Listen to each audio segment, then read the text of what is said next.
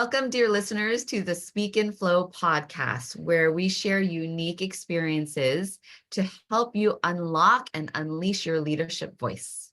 Today, we have Janet Uhrig, who is an HR director at Pima Community College. She has over 20 years in human resources. So glad you're here. Hi, Janet. Hi, Melinda. So lovely to be with you today. Thank you so much for being here. I'm so excited about this topic. So let's dive in, because you pride yourself in change and helping organizations move through change. And I mean, this is, if there's change, if there's nothing constant, change is constant, right? And probably even more so with all the technology happening. And so organizations really need, and leaders need to perk up their ears on how do we effectively manage this. And you've done this quite a bit within organizations to help leaders.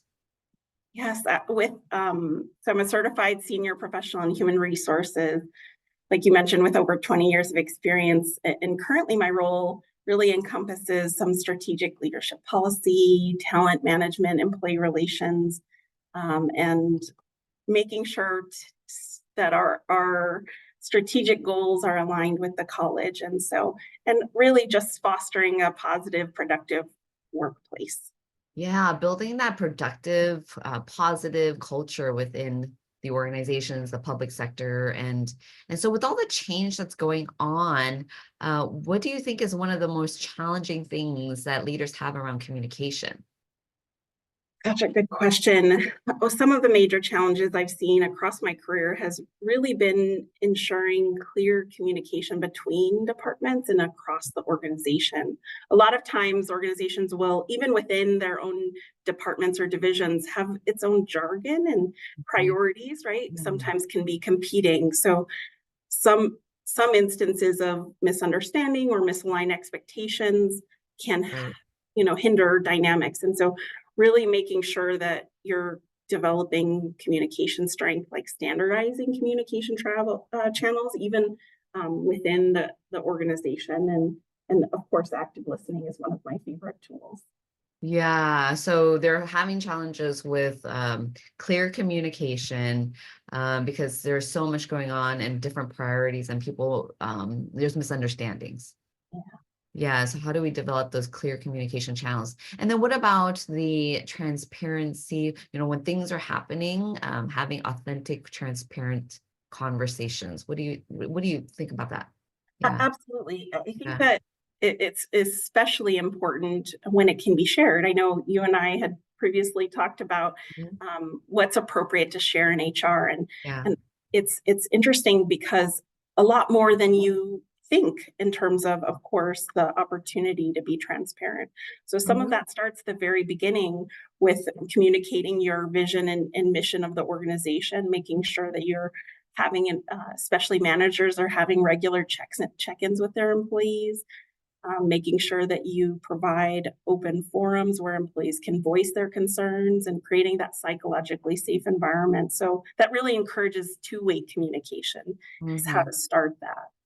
And how do you, so let's say I'm a leader and there's a change about to happen. What is the best way to go about doing that? And initially, right, there's going to be some widespread concern about job security and changes in roles. And so the initial communication, if you're going through a reorganization or the opportunity to shift or any kind of change, is to make sure you're dedicating communication task force. And that can include folks from different departments and different levels, so that you are ensuring that kind of transparent, timely, empathetic communication throughout the process of change. Right. Some of those, what happens? I mean, I love the idea of a task force, right? The more people in your team that can share the information appropriately, the better. And what happens? How can I know what to share and what? I mean, what if there are I'm doing a reorg and there's some employees I'm about to lay off. I can't share that. How would I, as a leader, know what to share and what not to share? I think early and often communication is important, especially when you're talking about budget, right? The opportunity to partner with, in human resources, a lot of times we're not or staffed to ensure that we control the budget. And so working with your financial team to make sure that you're transparent about where the status and where the projections are, because Right. then the organization will know, oh, we're going to have to look at what we can do together, and that planning ahead, so that you're not waiting last minute to kind of, Right. again, encourage kind of fear and confusion about job security. A Right. lot of times in organizations, especially at PIMA, we really try to make sure that there's regular updates. We're a little bit different in terms of organization because we have a publicly elected board. And so making sure it's required of us at the state level to make sure we're having transparent, open communication through those meetings. But many organizations, even without that kind of oversight, can do that through regular updates about through either emails, or I know a lot of organizations like town hall meetings, question and answer sessions, the opportunity to keep everyone informed about the progress and what to expect next. Mm-hmm, mm-hmm. And have you seen the companies actually be successful at this? I have. Really? There's a couple of different organizations, right? I've seen a lot of opportunities where you kind of go down the wrong turn, Yeah. where you're not regularly updating, and it feels like a surprise to Yeah. individuals, and so that's harder Right. to control, right? The best people will often leave those organizations, and then you're left with the opportunity to figure out, how am I going to staff in addition to keep and retain folks. And so Yeah.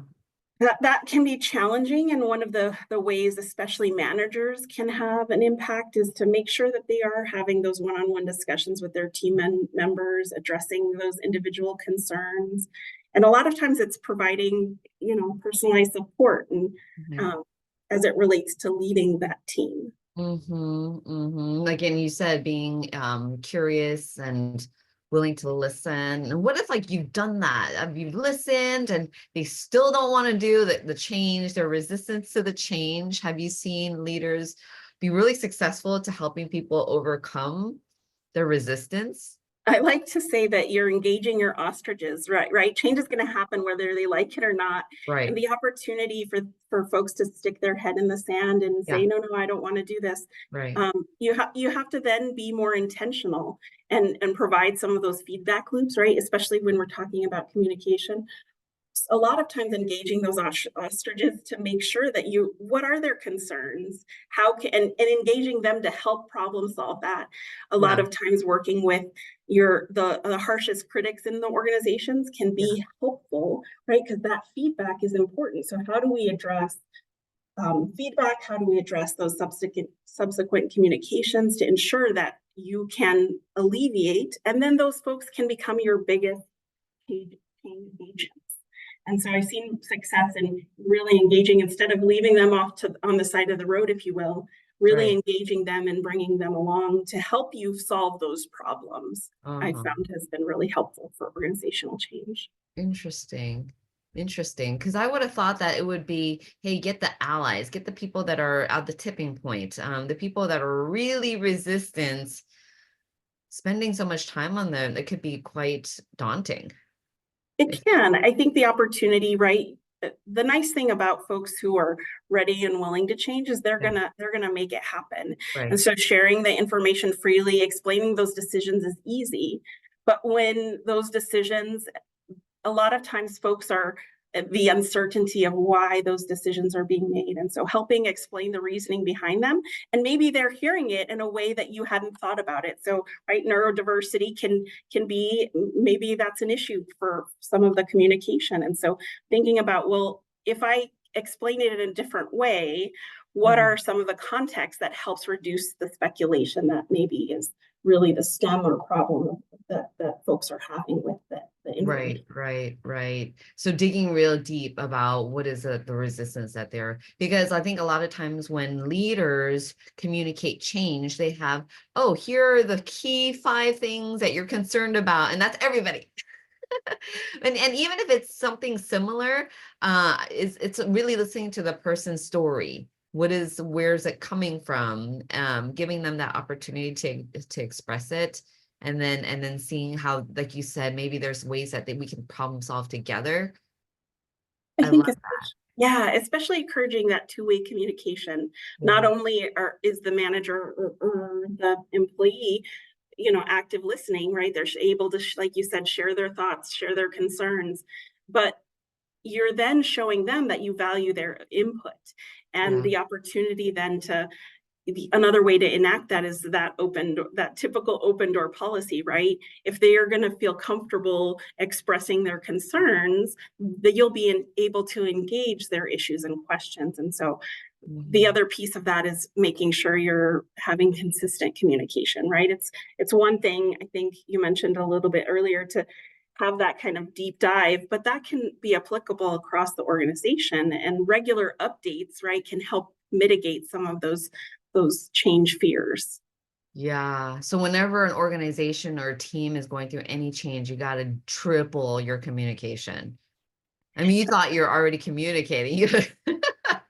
I think that's the biggest thing. Organizations will feel, oh, well, we've already told them, right? The Yeah, average human needs to hear something 3 to 7 times, I think the research says. And so yeah. communicating is not necessarily a bad thing when it comes to change. Right, right. No, it's not. And communicating at different perspectives, different their stories, statistics, visuals, different modes, email, town hall meetings, one-to-ones. Right. And like you mentioned earlier, the transparency and challenge. So really Yeah, when the organization is facing that challenge, be upfront about it. yeah.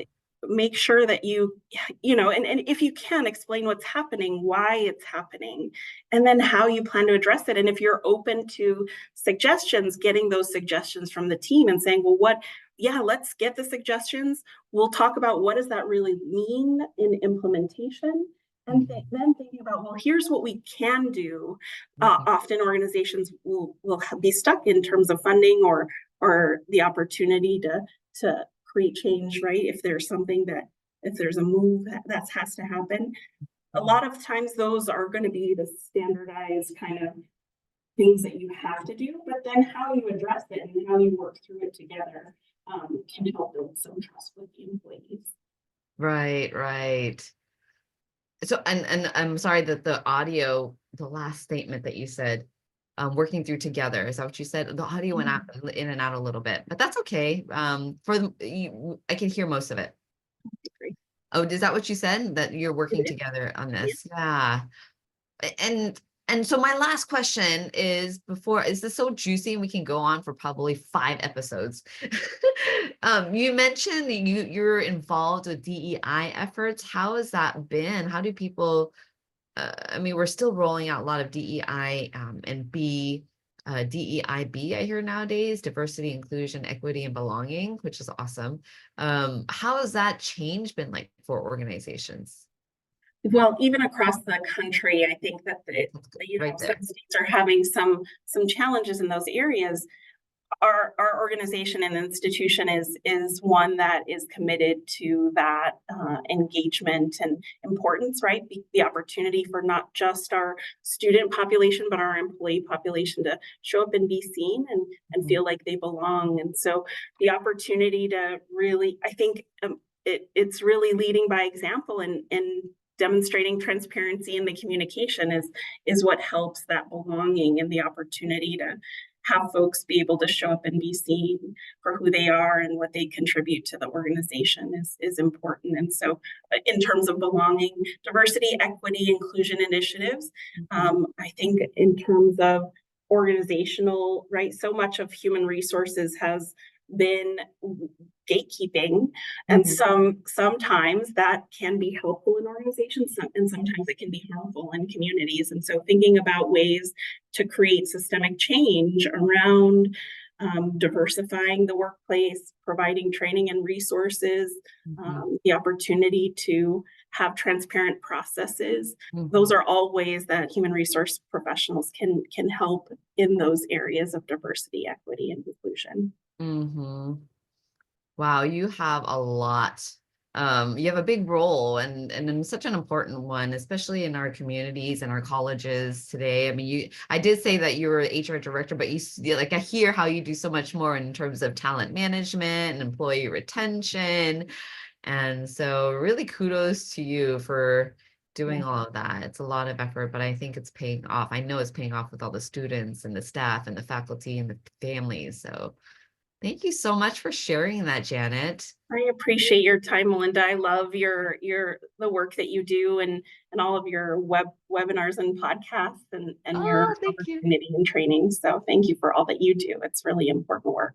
Let's continue to do it. Let's continue to raise our leaders, bring people together, and celebrate our unique differences. Celebrate all of our special strengths that each of us have. So thank you so much, Janet. And I trust the listeners got so much out of this episode. I know that there's a lot more that we can cover. Maybe someday Janet can come back and dive deeper into change management. But until then, take care all. Much love to you. See you soon. Bye, Janet. Thank you so much. Thank you, Melinda. Thanks for joining the conversation today. Are you curious on how you measure up with your ability to speak in flow? Come grab my free self-assessment at https://speakinflow.com/assessment. And I'll see you on the other side.